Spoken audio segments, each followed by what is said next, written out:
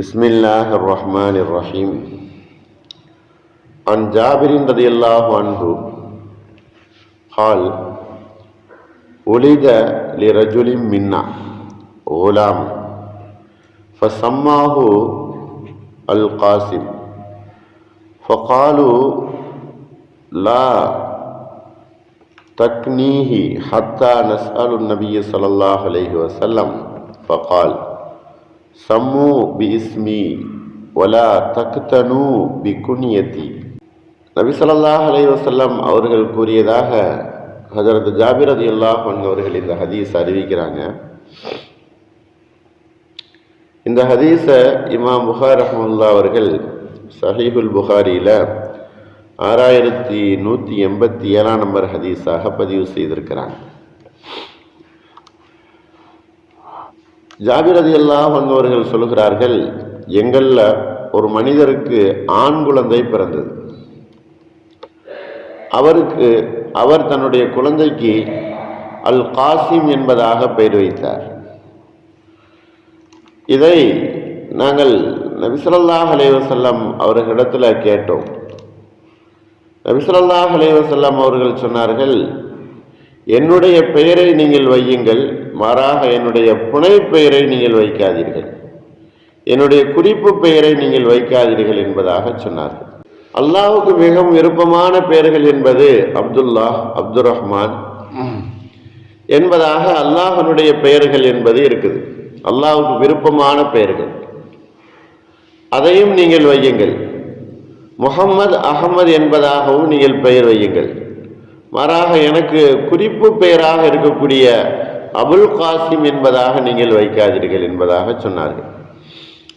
காசிம் என்பதாக மகனுக்கு பெயர் வைத்தோம் அப்படின்னு சொன்னால் அவருடைய தந்தைய அபுல் காசிம் என்பதாக கூப்பிடப்படும். காசிமினுடைய தந்தை என்பதாக.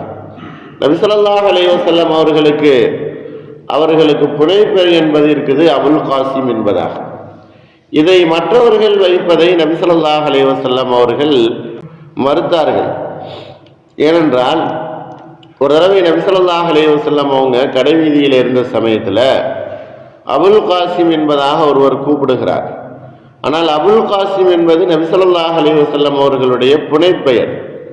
காசிம் என்பது நபி ஸல்லல்லாஹு அலைஹி வஸல்லம் அவர்களுடைய ஒரு ஆண் மகனுடைய, ஒரு ஆண் குழந்தையினுடைய பெயர் காசிம்.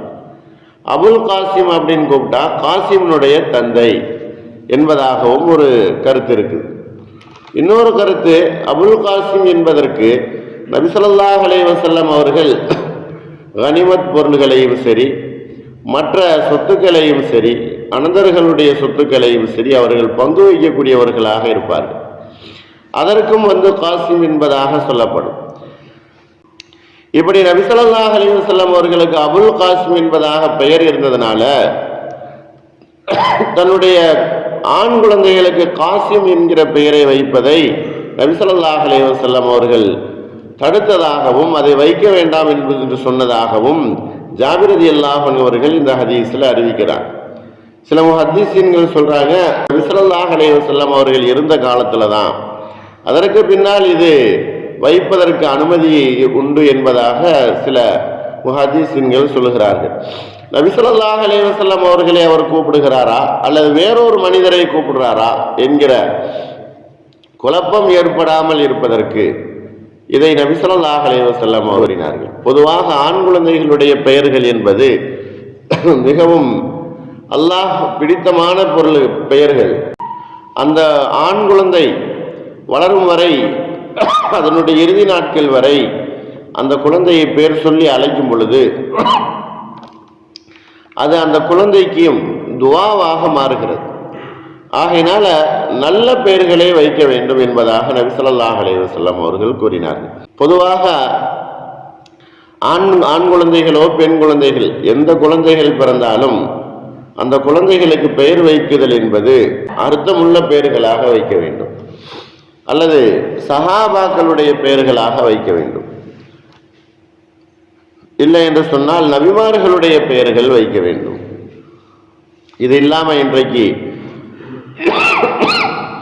நவீன காலத்தினுடைய முறையில் ஆன்லைனில் தேடக்கூடிய பெயர்கள், பொதுவாக நபி ஸல்லல்லாஹு அலைஹி வஸல்லம் அவர்கள் பெயர் வைக்கக்கூடிய விஷயத்தில் அப்துர் ரஹ்மான், அப்துல்லாஹ் என்கிற பெயர்களை அதிகமாக வைப்பார்கள். உபை இப்னு கஅப் என்பதாக வைப்பார்கள். பெண் குழந்தையாக இருந்தது அப்படின்னு சொன்னால் உம்மு சலமா என்பதாக வைப்பார்கள். உம்மு என்பதை சேர்த்து வைப்பார்கள். உம்மு ஐமன் என்பதாக வைப்பார்கள். இது போன்ற பெயர்கள் பெண் குழந்தைக்கு வைக்கக்கூடியவர்களாக இருப்பார்கள். ஆனால் பெண் குழந்தைகளுடைய பெயர்கள், ஆண் குழந்தைகளுடைய பெயர்கள் எல்லாவுமே அல்லாஹ்வுக்கு மிகவும் பிடித்தமான பெயர்களாக இருக்க வேண்டும். முஸ்லிம்கள்ல நிறைய பேர் பெயர்கள் வைப்பதற்கு இன்டர்நெட்லேயோ அல்லது ஆன்லைன்லேயோ தேடுகிறார்கள். ஆனால் இவைகளை அமைத்ததோ அல்லது இந்த ஆன்லைனுடைய பெயர்களை வடிவமைத்ததோ அதில் பதிவு செய்ததோ மார்க்க அறிஞர்களோ அல்லது உலமாக்களோ கிடையாது. ஆகையினால் அந்த பெயர்களை கொண்டு இதுக்கு என்ன அர்த்தம்னு சொல்லுங்க, அல்லது இந்த பேர் வைக்கலாமான்னு சொல்லுங்க என்பதை விட நமக்கு அறிமுகமான, நமக்கு முன்னால் வாழ்ந்தவர்கள், வாழ்ந்து மரணித்தவர்கள், அவர்களுடைய வாழ்க்கை செழிப்பாக இருந்தது, இந்த மாதிரி பெயர்கள் வைத்தார்கள் அப்படின்னு இருக்கும்போது அந்த மாதிரி பெயர்களைத்தான் வைக்க வேண்டுமே தவிர, அந்த மாதிரி பெயர்களை வைப்பதற்கு நாம் சொன்னோம் அப்படின்னா அது பழைய பெயர்களாக இருக்கு, அல்லது பக்கத்து வீட்டில் வைத்த பெயர்களாக இருக்கு, அல்லது சொந்த பந்தங்களில் இருக்கக்கூடிய பெயர்களாக இருக்கு என்பதாக அதை நாம் தட்டி கழிக்கிறோம். ஆனால் அதுதான் அழகிய பெயர்கள், அதுதான் மிகவும் அல்லாஹ்வுக்கும் ரசூலுக்கும் பிடித்தமான பெயர்கள் என்பதாக சொல்லப்படுகிறது. பெயர்களை நீட்டாமல் மிகவும் சுருக்கி வைப்பதைத்தான் நபி ஸல்லல்லாஹு அலைஹி வஸல்லம் அவர்கள் விரும்பினார்கள். அனஸ் என்பதாக பெயர் வைப்பாங்க, ஜாபிர் என்பதாக பெயர் வைப்பார்கள். இதுபோல பெயர்கள் எல்லாம் அன்றைய காலத்தில் மிகவும் அறியப்பட்டதாக இருந்தது. ஆனால் இன்றைக்கு நவீனமான உலகத்தில் பேருக்கு அர்த்தம் தெரியாமலேயே அந்த குழந்தை வளர்ந்து கொண்டிருக்கிறது. என்ன பேர் வச்சாங்க, அதற்கு என்ன அர்த்தம் என்று தெரியாமலேயே வளர்ந்து கொண்டிருக்கிறது.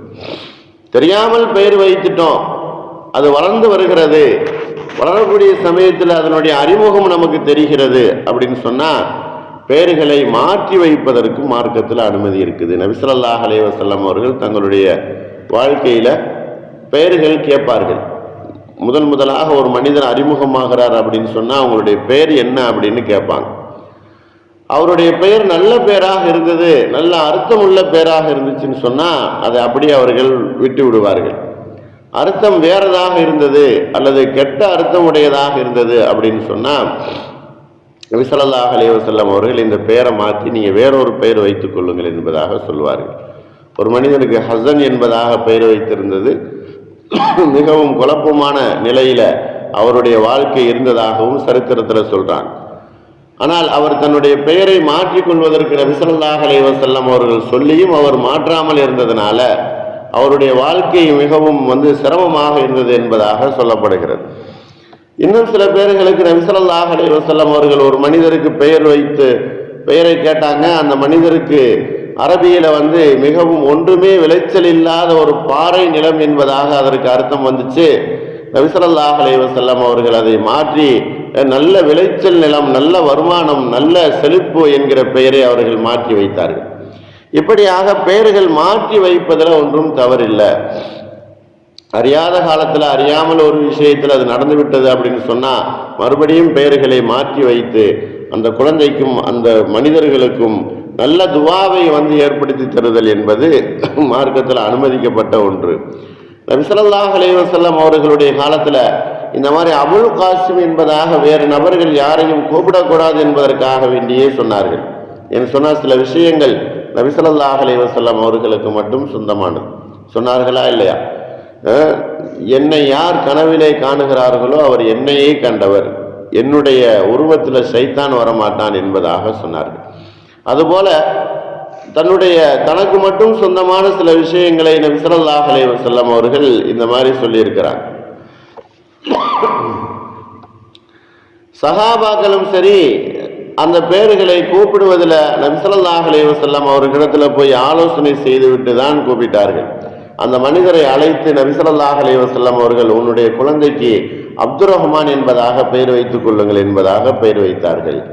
சஹாபாக்களில் நிறைய பேர் தனக்கு குழந்தை பிறந்துச்சு அப்படின்னு சொன்னால் நபி ஸல்லல்லாஹு அலைஹி வஸல்லம் அவர்களிடத்தில் கொண்டு போய் கொடுத்து அவர்களுக்கு பெயர் வைக்க சொல்லி அவர்களுக்காக வேண்டி துவா செய்ய சொல்லுவார்கள்.